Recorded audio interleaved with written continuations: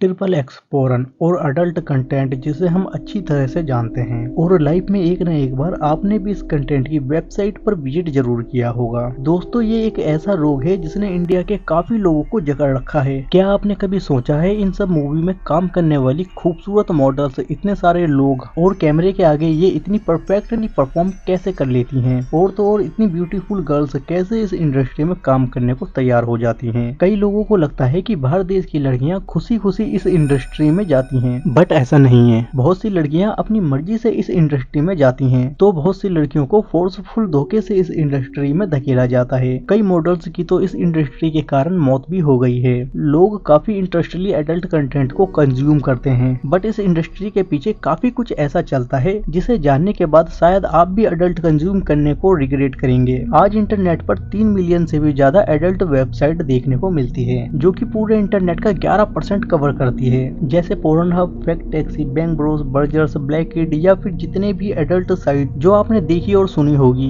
इन सबको एक ही company operate करती है। यानी कि पूरी एडल्ट फिल्म इंडस्ट्री के पीछे केवल एक ही इंसान का हाथ है, जो कि अपनी आइडेंटिटी को काफी हद तक छुपा कर रखता है। तो आज इस पूरे एम्पायर के बारे में जानेंगे, और जो कुछ सेकंड का प्लेजर इस कंटेंट से सबको मिलता है, इसकी क्या कॉस्ट होती है, इंडस्ट्री के बैक एंड में क्या चलता है, और इस कंटेंट को प्रोड्यूस करने में कितने लोग शामिल हैं, और साथ में इसका आपके माइंड पर क्या इम्पैक्ट पड़ता है। तो दोस्तों, आइए जानते हैं इस इंडस्ट्री के पीछे का काला सच, जिसे जानकर आप भी हैरान हो जाएंगे। तो वीडियो शुरू करते हैं और वीडियो के अंत तक बने रहें। सन 2000 में जब इंटरनेट मेन स्ट्रीम नहीं हुआ करता था, तब हर तरीके के कंटेंट को देखने के लिए लोग सीडी या डीवीडी का यूज किया करते थे। अब चाहे वो टीवी शो, मूवी या अडल्ट कंटेंट ही क्यों ना हो, उस वक्त अडल्ट कंटेंट डिस्ट्रीब्यूट करने के मामले में एक कंपनी टॉप पर थी, जो सीडी और डीवीडी के थ्रू इस कंटेंट को सेल किया करती थी, और वो थी विविड एंटरटेनमेंट, जिसका रेवेन्यू उस वक्त $100 मिलियन का था। लेकिन फिर year by year internet main stream शुरू होने लगा, और फिर यूट्यूब जैसे कई वीडियो शेयरिंग प्लेटफॉर्म भी लॉन्च हो गए। फिर साल 2005 से 8 तक ही सीडी और डीवीडी की सेल 50% तक डाउन हो गई। मैट कीजर, स्टीफन फैराज, ओसाम यूसुफ, साल 2004 में इन चारों लोगों का ग्रुप इंटरनेट पर वेबसाइट बनाकर कुछ पैसे कमाने के लिए डिफरेंट नीशेस ट्राई करते रहते थे। उसी दौरान इन्होंने कुछ एडल्ट वेबसाइट क्रिएट किया, और उसे 2 सेगमेंट में रखा गया। पहला था ट्यूब साइट यानी फ्री टू वॉच, और दूसरा था पे टू वॉच। अब ट्यूब साइट प्रॉपर यूट्यूब के जैसे ही काम करता था। Basically tube site adult content के लिए एक वीडियो शेयरिंग प्लेटफॉर्म था, और यूट्यूब एक सिंपल कंटेंट के लिए। यहाँ तक कि इनका नाम भी यूट्यूब से इंस्पायर था, जैसे कि रेड ट्यूब, योर पोर्न। लेकिन यहाँ पर कई समस्या भी थी। ट्यूब साइट पर सारा रीअपलोड कंटेंट था, जिसकी वजह से उनको बहुत सारी कॉपीराइट इशू का सामना भी करना पड़ता था। इसी इशू को सॉल्व करने के लिए इन चारों ने अपनी एक प्रोडक्शन कंपनी बनाई, जो आज की डेट में हर पोर्न एडिक्टर की फेवरेट वेबसाइट है, बर्जर्स। दरअसल ये एक हॉलीवुड जैसी प्रोडक्शन कंपनी थी, लेकिन अडल्ट फिल्म के लिए। ट्यूब साइट को बहुत ही कम समय में काफी ज्यादा सक्सेस मिल गई, और ट्यूब साइट पर बहुत ज्यादा ट्रैफिक जनरेट होने लगा। और फिर साल 2007 तक ही ट्यूब साइट ने पूरे इंटरनेट पर मौजूदा साइट को पीछे छोड़ दिया। उसी साल मैट कीजर ने $3000 में एक डोमेन नेम परचेज किया, जिसका नाम था pornhub.com। इस वेबसाइट के लॉन्च होने के कुछ ही समय में इसने काफी अच्छा ग्रोथ पकड़ लिया, क्योंकि फ्री अडल्ट कंटेंट का मतलब था ये वेबसाइट लोगों के बीच काफी तेजी से पॉपुलर होने लगा। साथ ही ट्यूब साइट को भी काफी अच्छी ग्रोथ मिल रही थी। तो फिर इन चारों ने अपने बिजनेस को सीक्रेटिव रखने के लिए, उसे लीगल इशू से बचाने के लिए एक कंपनी रजिस्टर की, जिसका नाम था मैनविन, और अपनी सारी एडल्ट वेबसाइट को मैनविन के अंदर पुट कर दिया गया। लेकिन फिर भी साल 2010 में कुछ इंटरनल इनपुट के कारण उन्हें अपनी सारी एडल्ट वेबसाइट को सेल करनी पड़ी, और इन्हें खरीदा फेबियन थिलमैन ने। फेबियन मैसिव कंपनी का ओनर था, जिसके अंडर प्लेबॉय, वेबकम जैसी और भी बहुत सारी अडल्ट वेबसाइट आया करती थी, और अब उसके पास बर्जर्स और बाकी के ट्यूब साइट भी आ चुके थे। यानी कि दुनिया में जितना भी अडल्ट कंटेंट अपलोड होगा, उसका सिर्फ एक ही ओनर था, फेबियन। वैसे तो फेबियन एक सॉफ्टवेयर इंजीनियर था, जिसने next generation affiliate tracking software को डेवलप किया था, जो सॉफ्टवेयर यह ट्रैक करता था कि कितने यूजर्स ने वेबसाइट्स, ऐड और बैनर पर क्लिक किया है, और उसी के बेसिस पर कमीशन कैलकुलेट किया जाता था। उसी सॉफ्टवेयर से कमाए हुए पैसे से फेबियन ने सारी एडल्ट वेबसाइट को ओवन करना स्टार्ट किया, और साल 2006 में उसने प्लेबॉय के राइट्स खरीदे, और फिर 2010 में पोर्न और बाकी के ट्यूब साइट को एक्वायर किया। फेबियन एक सर्च इंजन ऑप्टिमेशन एक्सपर्ट भी था, तो अब उसकी ओनरशिप में पोर्न और भी ज्यादा ग्रोथ करने लगी, क्योंकि उसे पता था कि उसे अपनी वेबसाइट को टॉप सर्च लिस्ट में कैसे लाना है। अब इस इंडस्ट्री को ग्रोथ करने के लिए थिलमैन को फंडिंग की जरूरत थी, तो उसने $50 मिलियन की फंडिंग उठाई, जिसमें कुछ मेजर इन्वेस्टर भी शामिल थे, जैसे मॉर्गन चेंज और कॉर्नर यूनिवर्सिटी। फिर 2012 में फेबियन ने मैनविन और मैनसेफ इन दोनों कंपनी को मर्ज कर एक कंपनी बनाई माइंड ग्रीक के नाम से। अब जितने भी अडल्ट वेबसाइट हो या उसका प्रोडक्शन सब एक ही कंपनी के हाथों में था, लेकिन ये कंपनी सीक्रेटली वर्क किया करती थी, सारे अडल्ट कंटेंट को ओवन किया करती थी और ये खुद को एक डिजिटल मार्केटिंग के तरह प्रेजेंट किया करते थे। अपने सारे वेबसाइट को मिलाकर प्रेजेंट में इनके पास करीबन 100 साल से भी ज्यादा का कंटेंट अवेलेबल था। दरअसल अडल्ट फिल्म इंडस्ट्री के बारे में ज्यादा न्यूज देखने को नहीं मिलती और यही कारण है कि किसी को इसके बारे में ज्यादा नहीं पता कि यहाँ बैकएंड में काम कैसे चलता है, क्योंकि यह इंडस्ट्री काफी सीक्रेट रहना पसंद करती है और ये काफी सैडी भी है। हमें अपने सामने सिर्फ कुछ फाइनल मिनट का ही कंटेंट देखने को मिलता है जिसे सब लोग अपनी लॉस्ट साइकोलॉजी और फिजिकल नीड्स को पूरा करने के लिए यूज करते हैं। लेकिन इस इंडस्ट्री के काफी लोगों के हिसाब से यह आज तक का सबसे बेकार और बी ग्रेड इंडस्ट्री है काम करने के लिए। अडल्ट इंडस्ट्री के सबसे पॉपुलर वेबसाइट के ऊपर फिकिंग के थ्रू अपना प्रॉफिट जनरेट करने का भी एलिगेशन लगा था, यहाँ तक कि पक्का प्रूफ भी हुआ था। और ये साल 2024 अडल्ट फिल्म इंडस्ट्री के लिए काफी स्ट्रेंजर ईयर भी रहा है, क्योंकि इस साल इस इंडस्ट्री की जानी मानी बहुत सी फेमस मॉडल रहस्यमयी तरीके से गायब हो गई या उनकी डेथ हो गई, जैसे सोफिया लियोनी जिसकी 26 साल की उम्र में डेथ हो गई और उसका रीजन था इंडस्ट्री से हुआ एक्सप्लॉयटेशन। कुछ सोर्सेज के अकॉर्डिंग उनके डेथ के पीछे का कारण ड्रग्स का ओवरडोज भी बताया जाता है। Back to back suicides. I mean, it was every month. I think it was like 5 or 6 months in a row somebody was dying.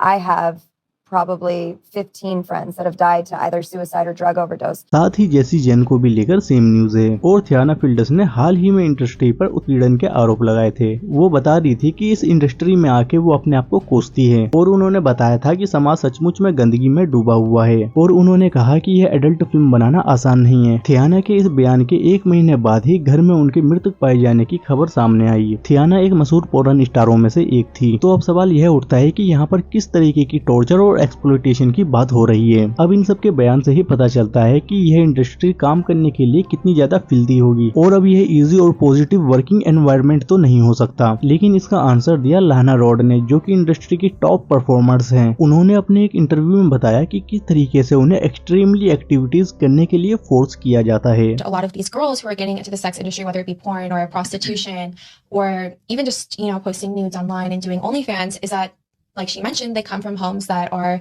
not necessarily broken, but just don't have guidance, or there's abuse going on, or there's chaos. और adult industry में उनका experience बहुत ही ज्यादा humiliating था और ऐसा किसी एक के साथ नहीं हुआ, ये हर किसी का एक्सपीरियंस है। लिस्ट एक्ट परफॉर्म करने के लिए वो अपनी कंसेंशन खोनी पड़ती है। जितने भी एक्टर्स हम लोग वीडियो में देखते हैं उनमें से ज्यादातर ड्रग्स या अल्कोहल के नशे में रहते हैं और यही कारण है कि बहुत सारे एडल्ट फिल्म स्टार की एक यंग एज में ही डेथ हो जाती है और ये आंकड़ा लगातार बढ़ता ही जा रहा है। ऐसा कोई सभी साल नहीं है जिसमें एडल्ट स्टार की डेथ न हुई हो, लेकिन फिर भी हर साल इतने सारे एक्टर्स और एक्ट्रेसेस इस इंडस्ट्री का हिस्सा क्यों बनते हैं? पहला, इंडस्ट्री की ग्रोथ और मोनेटाइजेशन बहुत ही कम समय में ज्यादा फाइनेंशियल सपोर्ट देता है और दूसरा, सब एक्टर्स यहाँ पर अपनी मर्जी से नहीं आती। बहुत से लोगों को यहाँ पर धोखे से तो फोर्सफुली ट्रिक करके यहाँ पर एंटर करवाया जाता है, जैसे कि राज कुंद्रा के केस में भी था, यानी कि उनसे एक्चुअल काम के बारे में डिस्क्लोज नहीं किया जाता था। एक adult website girls do porn के ओनर मैथ्यू और माइकल को 14 साल के लिए जेल भेजा गया, क्योंकि ये लोग इंटरनेट पर क्लोथिंग मॉडल्स जॉब का एड चलाया करते थे और इन्हीं एड्स के थ्रू गर्ल्स को हायर करने के बाद उन्हें एडल्ट फिल्म में काम करने के लिए फोर्स भी किया करते थे। यहाँ तक कि इन्होंने कुछ रिप्रेजेंटेटिव गर्ल्स को भी हायर कर रखा था, जो एड्स के थ्रू आई मॉडल को कन्विंस करने का काम किया करती थी।